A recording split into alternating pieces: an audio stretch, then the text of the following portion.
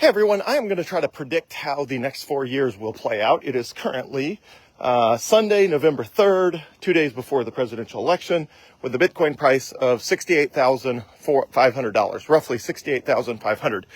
And just using what we know about the 4-year cycles of the Bitcoin price, which if you want to understand that, by far the best book to read is Vijay Boyapati's book called The Bullish Case for Bitcoin.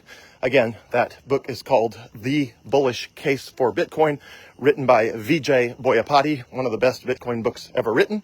So anyway, I'm going to try to predict what's going to happen over the next 4 years, and then I'm going to try to explain why I think it will play out the way it will play out, and hopefully that will be helpful in your sort of understanding how it all plays out. So, all right, so right now we're sitting at $68,500. We've been bouncing around. The price of Bitcoin is largely going up and down with the probability that Donald Trump will win the election. And the stock market's doing the same thing. The higher the odds are that Donald Trump will win the election tends to correlate with higher stock market returns, because the perception in the marketplace is that Donald Trump is better for the economy and better for Bitcoin than Kamala Harris. And I would certainly agree with that assessment with regard to the likelihood of economic upsides, and I think even for Bitcoin, although Bitcoin will absolutely survive and thrive in any environment in the near term, it's very clear that a Donald Trump presidency is more favorable to Bitcoin than a Kamala Harris presidency, just purely based on how hostile the Biden administration has been to digital assets and how favorable the Republican side has been. So just trying to speak objectively here.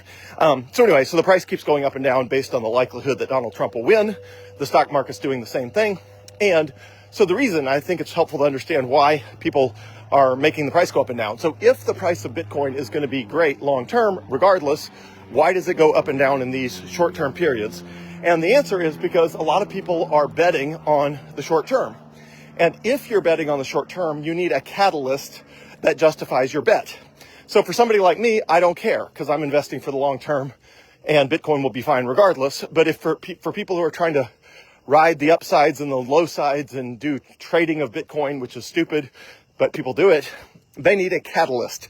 A catalyst is a reason that explains their behavior so that their behavior does not seem random to them or other people. And the easiest catalyst to latch onto this close to an election is the election, and to try to trade the likelihood of a Donald Trump presidential win. So a lot of people are doing that, and it's making the price go up and down. So regardless of who wins the presidency, I think Bitcoin will be probably at $100,000 or more, potentially by the end of the year. And the reason for that is I think in a Donald Trump presidency, a bunch of people are going to buy Bitcoin because they will perceive his administration as more favorable to Bitcoin. And in a Kamala Harris presidency, I think people will be worried about, the stock market and other things and other places they could put their money, which frankly results in you buying Bitcoin, because what else are you going to buy? So anyway, so I think there's a good chance we'll be at $100,000 by the end of the year regardless. And I think throughout 2025, we'll run up to, let's say, a high of, I'm going to pick a random number, nobody knows, but let's say $240,000 per coin. And that would be a result of the adoption of corporations and investment funds and maybe, one other sovereign nation like El Salvador. Who knows? I don't know. So what's likely to happen then towards the end of 2025, not this year, but next year, is there's probably going to be a price correction, and the price will come down. Let's call it from 240,000 down to, or let's say 280,000. I'm going to use those numbers, from 280,000 down to 140,000. And it'll do that over the course of about 12 months, and then it will start climbing again. Okay, so let's try to understand why that is. Why does the asset adoption happen that way? And again, if you want to understand it, read Vijay Boyapati's book, The Bullish Case for Bitcoin. But I'll try to explain why the adoption of new technology happens in waves like that, just using my own Facebook followers. So on Facebook, I've got something like 3.6 or, 3,600 or 3,800, something like that, followers or friends or whatever. So, okay. So I've got all these people on Facebook. Let's use a round number of, let's say 3,600. So if 3,600 people follow me on Facebook, at this cycle of the Bitcoin adoption, there's almost certainly no more than 10% of those people that either own Bitcoin or have any interest in Bitcoin. So all of these videos I'm doing is really talking to 360 out of 3,600 people. And why is that? So why am I only really getting through, or do only 10% of my 3,600 Facebook friends even care? And the answer is because that is the way all technology works. AI, artificial intelligence, is much earlier in this adoption cycle. If I were recording videos about AI, maybe 2% or 5% of the people who follow me on Facebook would be watching videos or paying attention. But because Bitcoin is a lot more stable and a lot more mature than AI at the moment, let's say 10% are watching these videos or paying attention. That means 90% of all of the people that follow me on Facebook have no interest in Bitcoin. It doesn't matter what I do, what I say, what I post. There is zero chance that 90% of the people who follow me on Facebook are going to buy Bitcoin this year or next year. They're just not going to do it. They are not interested. Their minds are not open to the idea. They don't want to research it. They're hoping it will just go away and they won't have to think about it. It somehow sounds uncertain or scary to them, and they're just not going to adopt it, which is fine, okay? But what it means is, out of a universe, let's assume that my Facebook friends were the entire universe of people that could buy Bitcoin in the world right now.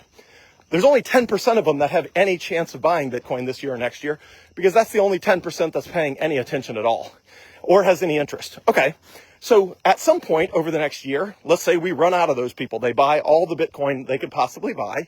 And at some point you run out of people to buy new Bitcoin. And the speculators and traders and short-term minded people, which I'll brand and label as small-brained, these small-brained people that are day trading Bitcoin determine that it's time to bail, and the price starts coming down. And even though the 10% of the people that follow me on Facebook are ravenously buying up the dip, as the price comes down, they're buying more, it is not enough to offset the short-term minded and people that are trading Bitcoin, or that are bailing, or that own it, and they're tourists and they don't know what they own and they don't understand the value and they don't want to do the work to find out. So that is why the price, for example, would drop from $280,000 to $140,000, because again, only about 10% of the people who follow me on Facebook are in play. And the same worldwide. Worldwide, there's probably only 5% of the world population that is even remotely in play that could adopt this technology based on their interest level, their knowledge, their, open-mindedness to this type of new technology, et cetera, et cetera. So as a result, the price will drop until the sellers are exhausted. Let's call that $140,000. So the price drops from $280,000 to $140,000. Then instead of the buyers being exhausted up at $280,000, now you have the sellers exhausted at $140,000, and the price starts to climb, just like it did from the fourth quarter of 2022, that when the price was bottomed at $15,500, and now we've gone from $15,500 up to $68,500, which is obviously a lot of multiples to get from there to here. And the same thing will happen, and it will happen, the price will climb off of, let's call it $140,000, and it will climb, and it will climb, and then it will climb. Okay, so then it will all happen again, but here's the big difference. The big difference is in 26, 27, 28, and then ultimately 29, the last day, the last year that would be normally part of a 4-year cycle, more people are now open to this idea, because the technology adoption life cycle moves in a bell curve where the first adopters are a tiny percent, and then the next wave is a bigger percent, and the next wave is a bigger percent, and then you have the majority finally adopting, and then the latecomers start adopting, and then the last of the latecomers eventually adopt. So if I had to attribute that to my Facebook followers, let's say this 4-year cycle, only 10% of them are going to adopt Bitcoin in any form. In the next 4-year cycle, an additional 20% of them are going to adopt Bitcoin. In the 4-year cycle after that, an additional 30% is going to adopt Bitcoin, at which point now you have the majority of people have adopted Bitcoin. And then the 4 years after that, an additional 20%, and then an additional 10%. So if I'm just using round numbers on a bell curve, you get 10%, then 20%, then 30%, then back to 20%, then down to 10%, and then you basically have full adoption. And again, the reason the bell curve is shaped that way is because you can only reach so many people at the early stages, and then more people at the later stages. And then when the masses adopt, you get, the biggest sort of wave at a single time, which I'm going to call, the 30% in the middle. And then you get the last wave of 20% and the last wave of 10%. And then basically everybody that uses email or the internet has adopted Bitcoin.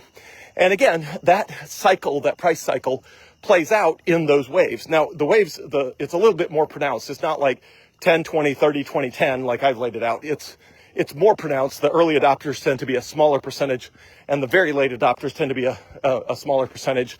And the people in the middle tend to be a bigger chunk than just 30%. But I'm trying to use easy round numbers here.